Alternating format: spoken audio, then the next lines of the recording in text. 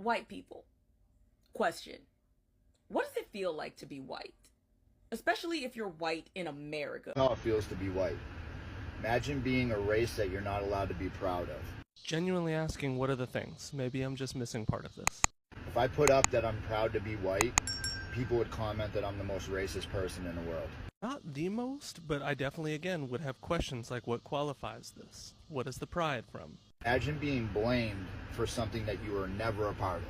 No one's blaming you for being a part of it, but we definitely benefit from a system because of what we look like, built to oppress other people so that we can get ahead. There's irrefutable evidence behind this, and if you don't believe me, if you were to be able to come back from this life as another color, would you come back as black? Imagine that you can't get a job now because of the color of your skin. Oh, you're so close with this one. You're so close. That is their experience, not ours. Like literally they tell you that we're not hiring any white people right now. We need more people of ethnicity here. That's false. They can't do that, and if they did, you could sue. So, false. Imagine being straight and white and Christian. You're like the triple threat of hatred. Did you just say if you're white, straight, and Christian that you're the triple threat of hatred? Imagine being told that you have an ideology that you don't have. Share with me your ideology, then. Just because you're white, you're racist. It's not because you're white, dude. It's because of the other things you just said. I want to make content about other stuff, but there's so many of you. Now, that gentleman right there makes a ton of content in reference to racial issues and things like that. But I just want to go back to the first clip, right? So this gentleman says that it's basically hard, and we hear a lot of people saying this, and this is where the rise of a lot of these groups came about because of that same ideology that actually started in Germany about 100 years ago, almost 100 years ago, where things like that came up because of a certain subgroup. Basically, they thought that they were taking over, and what is being said here in the States in terms of blacks, Mexicans, Hispanics. But the fact that a white man in America would say this, and you're the majority by far, and the whole triple threat, as he said, which is basically one of the talking points of the far right. You can't get a job, you can't do this, you're being discriminated against, is just crazy to me.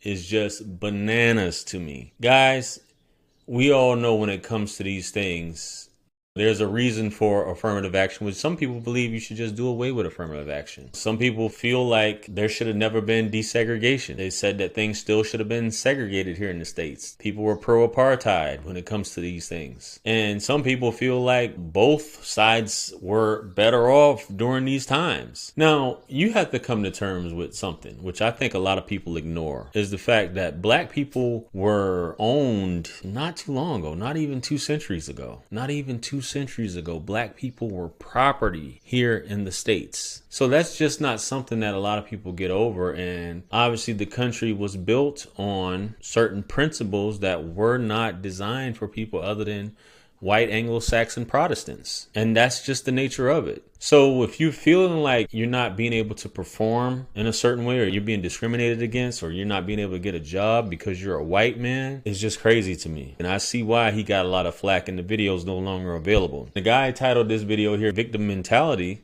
because if black people said this, you best believe, even though there's some merit to it, it would be the whole thing, because that's something that's always brought up. This is a victim mentality, which there are a lot of people who do have a victim mentality, but for a good reason. Because when you're a minority and you have things like Jim Crow, chattel slavery, discrimination, all these things that still go on today, and racism is alive.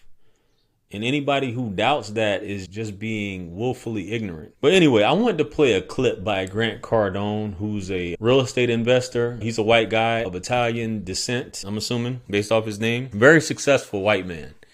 And he sat down with Vlad and he talked about the whole situation of being a white man in America. And I want you guys to listen to this, and it's probably just going to be the audio with a picture of his face here. So let's go ahead and get into that. Let's go. It goes like this, okay? It goes, brown are the wealthiest income earners and asset owners in America. Brown meaning what? Indian. Indian. Okay. Then it's Asian. Okay. I think you guys are right there, number 3. The Jews? Number 3 spot, because y'all get into a whole bunch of other bullshit. There's not that many of us, though. There's way less Jews than no, 100%. But I yeah. mean, by GDP and by population, you guys are fucking like outstanding, outliers. Great. Then it's the white people in the middle. Okay. Now the black and browns are bottom two groups, black and brown. Black and Hispanic. Yeah. Yeah. Cause you already said brown is Indian. But the most embarrassing stat there is you're a fucking privileged white person in America and you're in the fucking middle. It's disgusting. You got education available to you, healthcare available to you, fucking lawyers available to you, banks available to you. You can walk in anywhere, nobody fucking, and you still couldn't fucking so make it. So you're saying all these people are wasting their whiteness. That's what you're saying. Dude. Yeah. Like, ain't no way another fucking race is going to beat me to the top of the food chain. And I'm white. And you're white. But you made it to the top of the food chain. So that's what I'm saying. You're the outlier. That's what I'm saying. That's what I'm saying. I'm like, there's no way I'm being blessed with all this. Okay. And male, by the way. And male, right. Male whites. Yeah. You're totally wasting. And good looking. Right.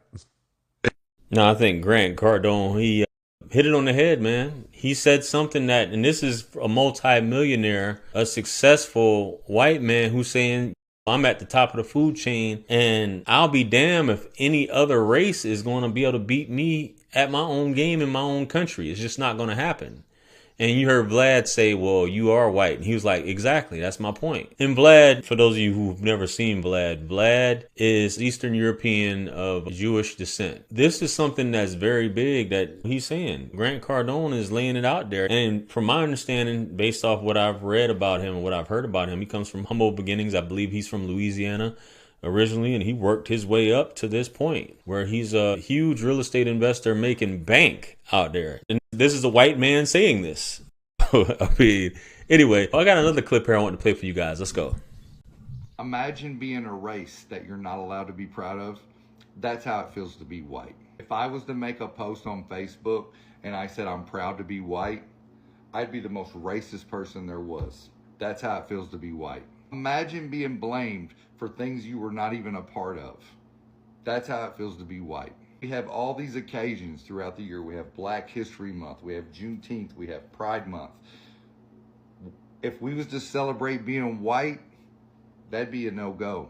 That's how it feels to be white. You have your cable channels.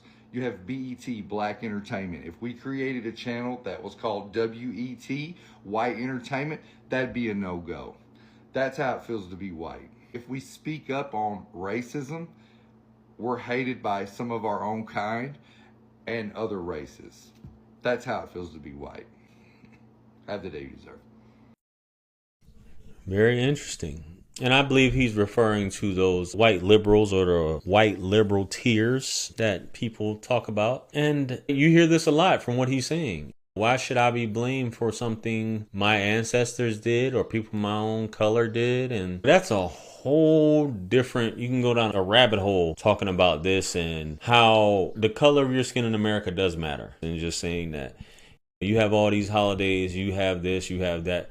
And I do agree. If someone says I'm proud to be white, it's not really a thing you hear often, but it's like one of those unspoken things. You have, depending on what country you originate from, whether you're Italian, German, by you saying all these things, it's naturally saying it's pride, as opposed to saying Black Pride, and we got all these months, Black History Month and things like that. And Morgan Freeman talked about this, why we should just do away with Black History Month. And there should be no Black History Month. There should just be history. But then again, people are trying to do away with slavery from American history. So I think history should be history of a country. Unadulterated, you need to know, hey, this is what happened. This is what's going on. We don't need to hide anything. There were bloodbaths. There were all these different terrible tragedies that were going on. But you feel like if you tell students this early on, it's going to shift their mindset of how they look at certain people. That's why you don't teach it. So which one is it? Are we going to tell the history or we're not going to tell the history? Are we going to teach what actually happened or we're not going to teach what happened? But you don't want certain things in there, regardless of how egregious it was. You feel like it will shift the opinion, because it will shift an opinion of how you look at people. And that goes for anybody, whether that's certain things that happened in Germany. And I'm not going to say these certain words, but These things that happen, this is something that has to be talked about. And you allow people to develop their own opinions. But a lot of these things are taught at home. A lot of the bigotry and the hatred is taught at home. Let's just be honest. But if the schools teach history objectively, which is how it should be taught, then let the young minds believe. But you say that that would be indoctrinating them by telling them what really went on, what actually happened. Anyway, let me know what you guys think about this. Comment below. Like, share, comment, and subscribe. Much blessings and abundance. Stick around for the next videos that's going to pop up on the screen below. That's where I'm going to see you guys at. It's your favorite everything. This is Wisdom. Let's run it up to 1 million. Quit playing with me. Peace.